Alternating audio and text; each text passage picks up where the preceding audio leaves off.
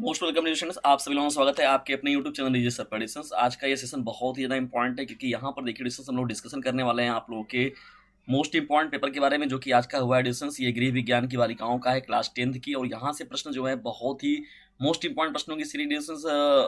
ये पूरा का पूरा पढ़ाया हुआ था डिस्कस, और सभी जो प्रश्न आए हुए हैं आप लोगों के वो पूरा का पूरा जो बहुविकल्पी है वो तो पूरा का पूरा पढ़ाया हुआ ही है। और इसके अलावा जो बात किया गया है, और इसके साथ ही साथ जो ये महत्वपूर्ण प्रश्नों की सीरीज एडिशंस आप लोग खुद देखिए और आप लोग खुद बताएंगे कि हाँ एडिशंस कि आपने अगर पढ़ा होगा तो निश्चित तौर पर आप लोग को ये चीज़ें समझ में आई होंगी। देखिए एडिशंस, यहाँ पर जो बातें हो रही हैं यहाँ पर जो आप लोगों के साथ सेट का, तो वो हो रहा है 323 ईडी का। पहले तो ये याद रखिएगा 323 ईडी का डिस्कशन आप लोग के साथ किया जा रहा है, और ये गृह विज्ञान की बालिकाओं के लिए है। 2023 का पेपर था एडिशंस, और ठीक है ना। और ये 823 ईडी का जो सेट है उसका हम लोग डिस्कशन कर रहे हैं आप लोगों के साथ। और पेपर जान ही रहे हैं कि ज़्यादातर चीज़ें जो होता है वो कुछ प्रश्नों का, बहुत से प्रश्नों का समाधान मिलता भी है। 3 घंटे 15 मिनट का होता है पूर्णांक, 70 मिनट का होता है डिस्टेंस, 70 नंबर का पूरा पूर्णांक है आप लोगों का। और ये जो बातें लिखी गई इसको पूरा याद रखिएगा। जब पार्ट ए में बढ़ते हैं हम लोग खंड अ में, तो यहाँ पर डिस्टेंस देखिए बहुविकल्पी प्रश्नों की सीरीज स्टार्ट होती है। क्या होता है? बहुविकल्पी प्रश्नों का सीरीज। तो बहुविकल्पी प्रश्नों में देखिए कौन कौन से मोस्ट इंपॉर्टेंट प्रश्न पूछे गए हैं आप लोगों को। ये पूरे के पूरे प्रश्न जो है वो आपके एग्जाम के दृष्टिकोण से बहुत ही महत्वपूर्ण है, और डिस्टेंस ये सभी के सभी प्रश्न जो थे वो पढ़ाए हुए प्रश्न आप लोगों के एग्जाम में आए हुए थे। पहला देखिए प्रश्न क्या है, आंखों की सुरक्षा के लिए कौन सा विटामिन आवश्यक है? तो डिस्टेंस जो आवश्यक होता है वो विटामिन ए होता है। कौन सा विटामिन होता है? विटामिन ए जो होता है वो आंखों की सुरक्षा के लिए एक बहुत ही महत्वपूर्ण विटामिन होता है। 20 बहुविकल्पी प्रश्नों की सीरीज मिली थी डिस्टेंस, जिसमें आप लोग को ओएमआर शीट पर इसको भरना था। दूसरे बढ़ते हैं हम लोग, बीसीजी का टीका किस रोग की रोकथाम के लिए लगाया जाता है? देखिए डिस्टेंस, बीसीजी का जो टीका लगाया जाता है वो तपेदिक के लिए लगाया जाता है, ठीक है ना। और चलते हैं हम लोग नेक्स्ट प्रश्न की ओर और देखते हैं कुछ अगले प्रश्न को। देखिए तीसरा हम लोग का प्रश्न क्या पूछा गया है आप लोग के एग्जाम में, जो आज का आप लोग का सेट था।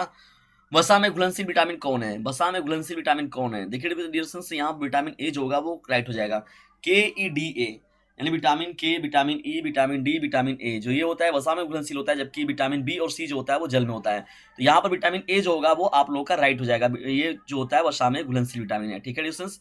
ये इंपॉर्टेंट प्रश्न रहेगा आप लोगों का। चलिए इंपॉर्टेंट प्रश्नों की सीरीज में बढ़ते हैं हम लोग अब तीसरे प्रश्नों के साथ। अब बढ़ते हैं चौथे मोस्ट इंपॉर्टेंट प्रश्न की सीरीज की ओर।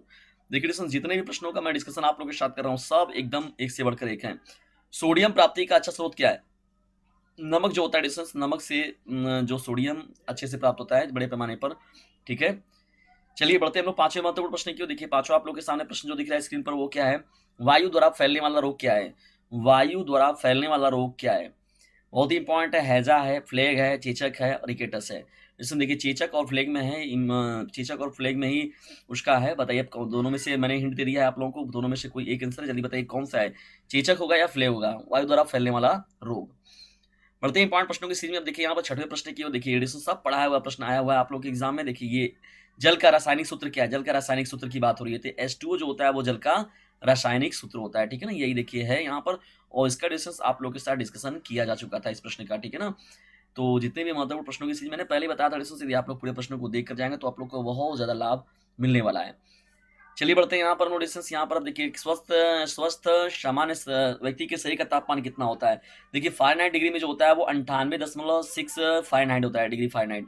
98.6 डिग्री फ़ारेनहाइट जो होता है वो तापमान होता है फ़ारेनहाइट में, जबकि 37 डिग्री सेंटीग्रेड जो होता है वो सेंटीग्रेड में होता है। तो 98.6 डिग्री फ़ारेनहाइट जो हो जाएगा इस प्रश्न का राइट आंसर हो जाएगा, ठीक है डिस्टेंस। चलिए बढ़ते हैं हम लोग यहाँ पर प्रश्नों की सीरीज में आप लोगों के अब क्वेश्चन नंबर 8 की ओर। देखिए 8वां प्रश्न आप लोगों से क्या पूछा गया है, संक्रामक रोग फैलता है।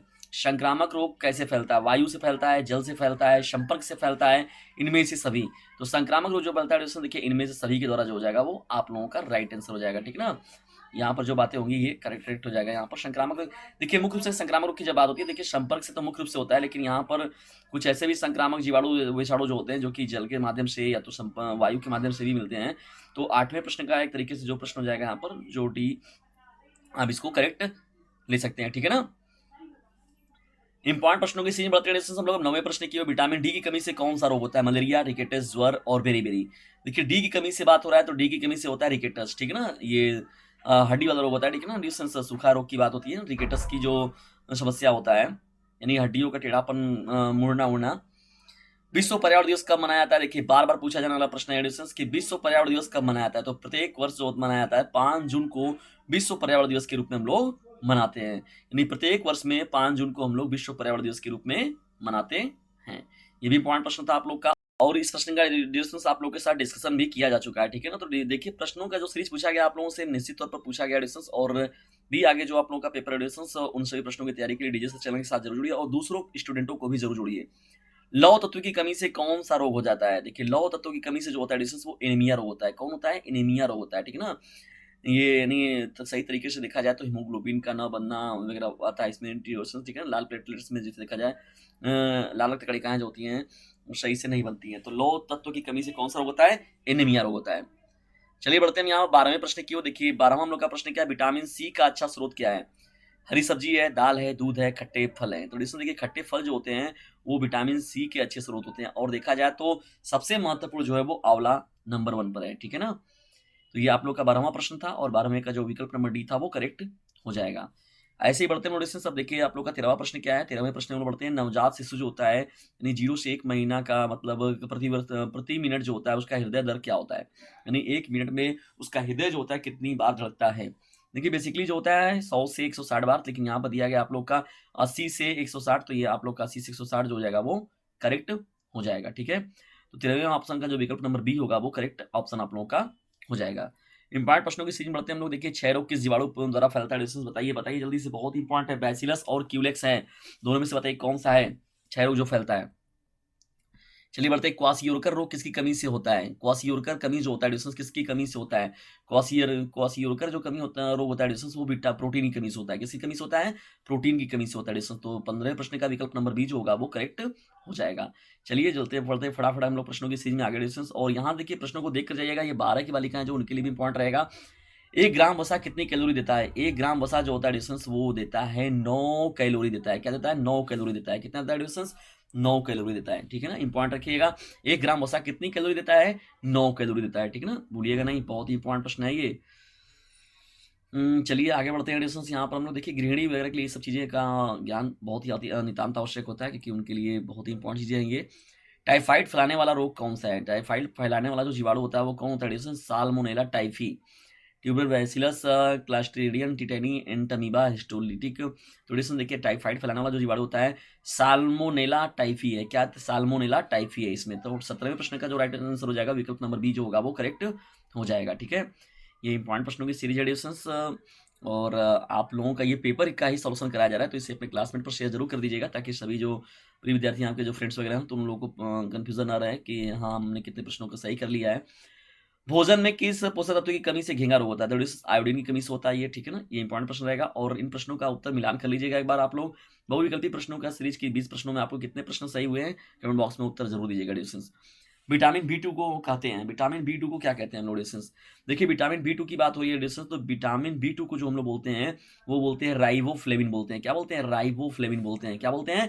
राइबोफ्लेविन बोलते हैं विटामिन बी 2 को। थायमिन जो लगाया गया वो गलत है। देखिए बेसिकली हम लोग जो विटामिन बी का जो नाम होता है वो थायमिन होता है, लेकिन यहाँ बी 2 को पूछा गया तो राइबोफ्लेविन जो होगा वो राइट हो जाएगा, ठीक है ना। और मैक्सिमम विद्यार्थी जो होंगे इस प्रश्न का गलत उत्तर लगाए होंगे क्योंकि उन्होंने थायमिन लगाया होगा, लेकिन राइबोफ्लेविन जो होगा इस प्रश्न का राइट आंसर हो जाएगा।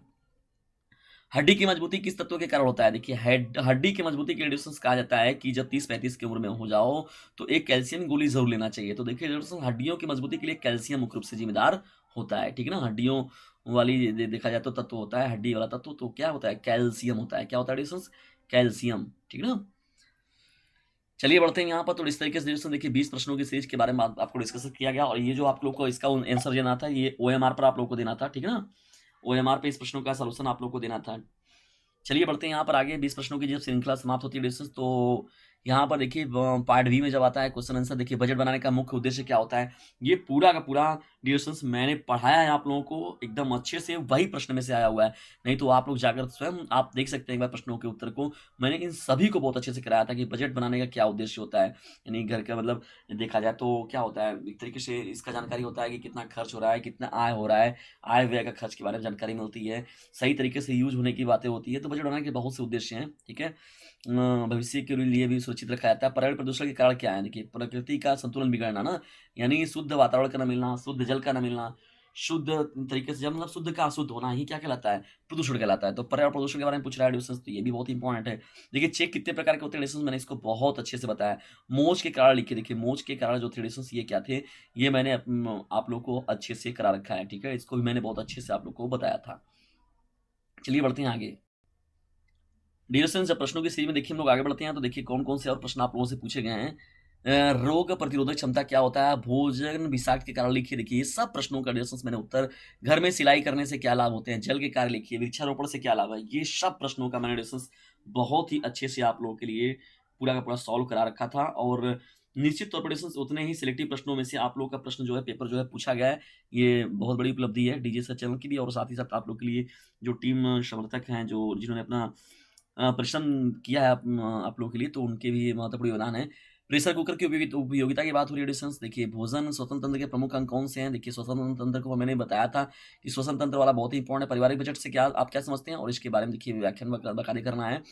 इसके अथवा में देखिए जल का संगठन क्या है, जल को शुद्ध करने के उपाय बताइए। प्राकृतिक संश्लेषण की क्रिया क्या है, प्राकृतिक एवं कृत्रिम श्वसन क्रिया में क्या अंतर है स्पष्ट कीजिए। ठीक है डिस्टेंस, तो इस तरीके से देखिए आप लोग का था ये पेपर डिस्टेंस। और आज का पेपर आप लोग कैसा गया है पेपर, और डिस्टेंस कितने नंबर अगर आपने बहुविकल्पी सही किया हुआ है, इसका आंसर जो है कमेंट बॉक्स में जरूर दीजिएगा। और यदि वीडियो पसंद आता है तो इसे लाइक करें, शेयर करें, और चैनल पर सब्सक्राइब करना बिल्कुल भी ना भूलें। और कमेंट बॉक्स में ये भी जाके बताएं कि आप लोग को आपका अगला पेपर कौन सा है, और आपको कौन से पेपर में प्रॉब्लम हो रही, दिक्कत हो रही है। आपके प्रश्नों की सीरीज को भी आप भेज सकते हैं, और यदि कोई दिक्कत होता है डिस्टेंस तो आप जुड़ सकते हैं डीजे सर चैनल के साथ, क्योंकि लोगों के अंदर ज्ञान की पूंगी बजाने वाला, न कि गानों का रेमिक्स बजाने वाला।